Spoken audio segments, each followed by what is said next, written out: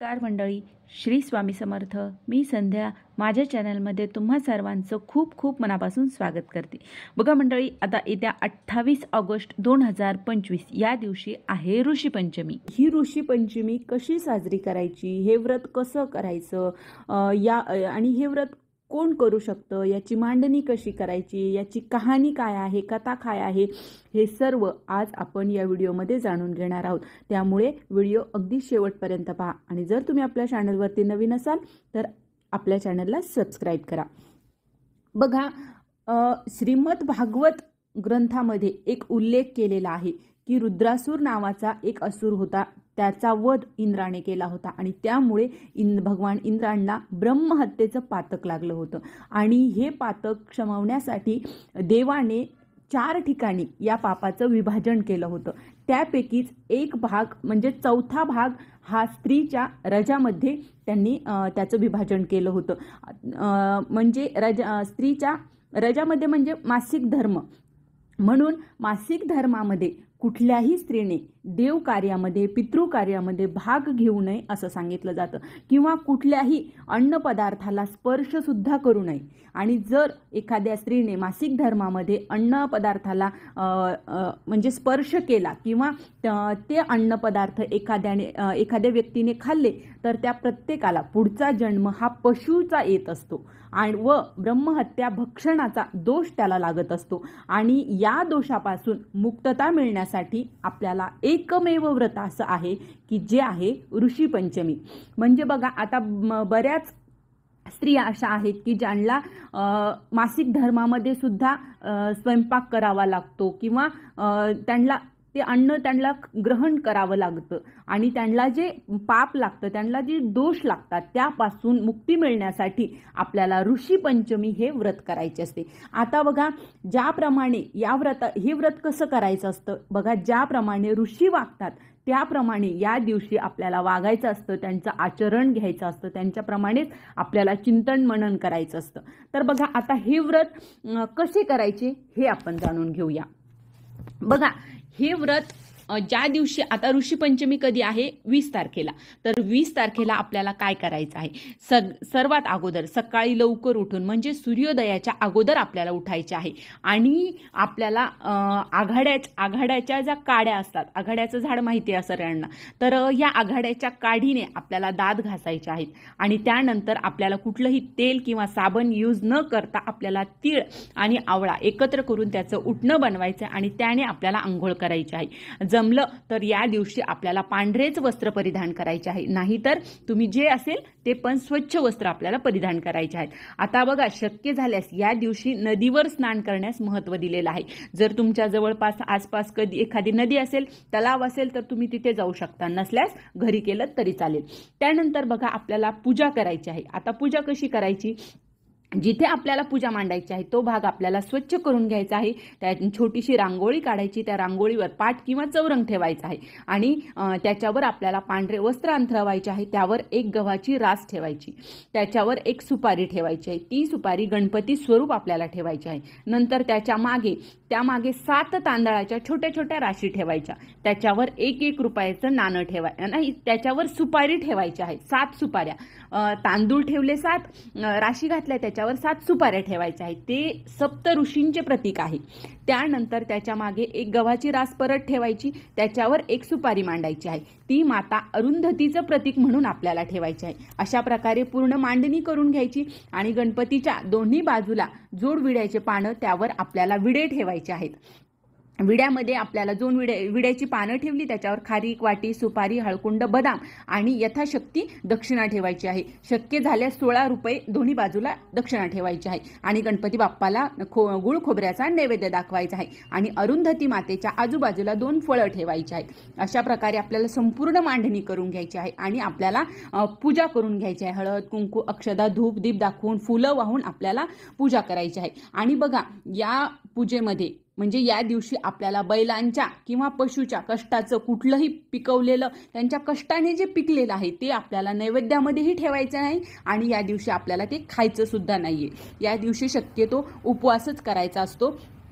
पण आपण फळं वगैरे खाऊ शकतो, पण ती फळं किंवा जे खाणार आहोत आपण ते बैलांच्या कष्टाचं नसावं. कुठल्याही पशुने कष्टाने पिकवलेलं जे आहे ते आपल्याला खायचं नाही. आता हे व्रत कोण करू शकतं? तर बघा, हे व्रत सर्वजण करू शकतात. पुरुष, महिला, मुलं, मुली सर्वजण हे व्रत करू शकतात. बघा, आता पुढे आपण कहाणी ऐकणारच आहोत. त्यामध्ये मुलाने आपल्या आईवडिलासाठी सुद्धा हे व्रत केलेलं आहे. बघा, विशेष म्हणजे बघा, एखाद्या स्त्रीला, ज्या स्त्रीला आपल्या मासिक धर्म येतो तिने आवर्जून हे व्रत करावे असे सांगितले जाते. बघा, आपल्याकडून मासिक धर्मात एखाद्याला अन्न खाऊ घातले कळत न कळत, किंवा या दिवसामध्ये देवाला जर कळत न कळत पूजेमध्ये आपला स्पर्श झाला असेल तर आपल्याला दोष लागू शकतात आणि त्या दोषापासून मुक्ती मिळण्यासाठी स्त्रीने हे व्रत करत असतात. आता या व्रताचं उद्यापन कसं करायचं, कधी करायचं? तर बघा, जोपर्यंत आपल्याला मासिक धर्म येतो तोपर्यंत आपण हे व्रत करायचं असतं. ज्या वेळेस आपला मासिक धर्म येणार नाही त्याच्यानंतर तुम्ही या व्रताचं उद्यापन करू शकता. आणि हे उद्यापन हे गुरुजींकडून करायचं असतं. त्याची पूजा भरपूर मोठी असते. त्याच्यानंतर हे उद्यापन शक्यतो गुरुजींकडून करायचं आहे. तर ही पूजा दुपारी, आता आपण ही जी पूजा मांडली आहे तर ही पूजा शक्यतो आपल्याला 12 वाजेच्या आतच करायची आहे. सकाळी लवकर उठून, म्हणजे सूर्योदयाच्या अगोदर उठून आपली आंघोळ झाली पाहिजे आणि त्याच्यानंतर लगेच आपण पूजा करू शकतो. पण उशीर जरी झाला तरी 12 वाजेच्या आतच आपल्याला ही पूजा करायची आहे. आणि बघा, या दिवसभरामध्ये ऋषींचं चिंतन, मनन चिंतन आपल्याला करायचं आहे. त्याचबरोबर त्यांच्यासारखं वागण्याचा आपल्याला प्रयत्न करायचा आहे. तुमच्या लक्षात आलंच असेल की हे व्रत, ऋषी पंचमीचं व्रत कसं करावं. त्याच्यानंतर आपल्याला सर्व पूजा झाल्याच्या नंतर आरती करून घ्यायची आहे आणि कहाणी ऐकायची आहे. आता कहाणी काय आहे हे ऐकूया. ऋषी पंचमीची कहाणी. एका ऋषींनो, तुमची कहाणी. आटपाट नगर होते. तिथे एक ब्राह्मण होता. तो आपला शेतीभाती करून सुखाने नांदत होता. पुढे एके दिवशी काय झाले, त्याची बायको शिवेनाशी झाली. विटाळ तसाच कालविला. त्या दोषाने काय झालं, तिचा नवरा पुढच्या जन्मी बैल झाला. त्या बाईला आपल्या मुलाच्याच घरी कुत्रीचा जन्म आला. देवाची करणी. दोघेही आपल्या मुलाच्या घरी होती. तो मोठा धार्मिक होता. देवधर्म करी, श्राद्ध पक्ष करी. आल्या ब्राह्मणांचा समाचार घेई. एके दिवशी त्याच्या घरी श्राद्ध होते. त्याचे बायकोला सांगितले, श्राद्ध आहे, खीरपुरीचा स्वयंपाक कर. ती मोठी पतिव्रता होती. तिने 4 भाज्या केल्या, 4 कोशिंबिरी केल्या, खीरपुरीचा स्वयंपाक केला. तितक्यात चमत्कार झाला. खिरीचे भांडे उघडे होते. त्यात सर्पाने गरळ टाकली. हे त्या कुत्रीने पाहिले. मनात विचार केला, ब्राह्मण खीर खातील आणि मरून जातील. आपल्या मुलाला ब्रह्महत्येचं पातक लागेल. म्हणून ती उठली. पटकन जाऊन खिरीच्या पातेल्याला शिवली. ब्राह्मणाच्या बायकोला राग आला. तिने जळते कोयलीत घेऊन कुत्रीच्या कमरेत मारले. तो स्वयंपाक टाकून दिला. पुन्हा स्वयंपाक केला. ब्राह्मणाला जेवू घातलं. कुत्रीला काही उष्टपाष्ट देखील घातलं नाही. त्यामुळे सारा दिवस उपवास घडला. रात्र झाली तेव्हा ती आपल्या नवऱ्याजवळ, म्हणजे त्या बैलाजवळ गेली आणि आक्रोश करून रडू लागली. बैलाने तिला कारण विचारले. तिने घडलेली हकीकत सांगितली व म्हणाली, आता मी काय करू? बैलाने तिला उत्तर दिले, तू आदल्या जन्मी विटाळ घरात कालवलास. याचा संपर्क मला झाला. त्या दोषाने मी बैल झालो. आज माझ्या मुलाने मला नांगराला धरले, तोंड बांधून मला मारले. मी देखील आज उपाशीच आहे. आज त्याचे श्राद्ध फुकट गेले. हे भाषण मुलाने ऐकले. लागलीच उठून बाहेर आला. बैलाला चारा घातला, कुत्रीला अन्न घातले, दोघांना चांगले पाणी प्यायला दिले. मनात फार दुःख झाला. दुसरे दिवशी सकाळी उठला, घोर अरण्यात गेला. तिथे ऋषींनी त्याला प्रश्न केला, तू असा चिंताक्रांत का आहेस? मुलाने सांगितले, माझ्या बापाला बैलाचा जन्म आला आहे आणि आईला कुत्रीचा जन्म आला आहे. त्यांना मोक्ष कसा मिळेल? तेव्हा ऋषींनी सांगितले, तू ऋषी पंचमीचे व्रत कर. हे व्रत कसे करावे? भाद्रपदाचा महिना येतो.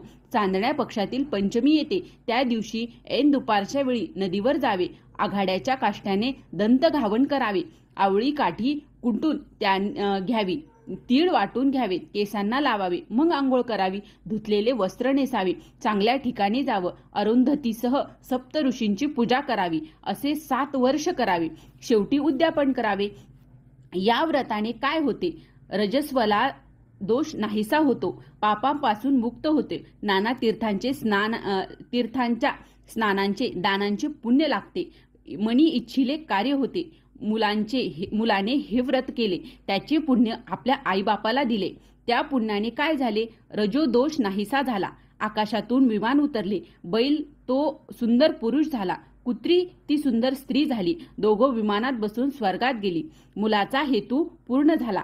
तसा तुमचा आमचा हो, ही 60 उत्तराची कहाणी, 5 उत्तरी सफर संपूर्ण. तर अशी ही कहाणी करावी, उपवास करावा व दुसऱ्या दिवशी पूजेचं विसर्जन करावं. तर ही छोटीशी माहिती होती ऋषीपंचमीच्या विषयी, जी मला तुमच्यापर्यंत पोहोचवायची होती. तर कसा वाटला व्हिडिओ नक्की कमेंट करून सांगा. आणि जर व्हिडिओ आवडला असेल तर व्हिडिओला लाईक करा, शेअर करा आणि आपल्या चॅनलला सबस्क्राईब करा. श्री स्वामी समर्थ.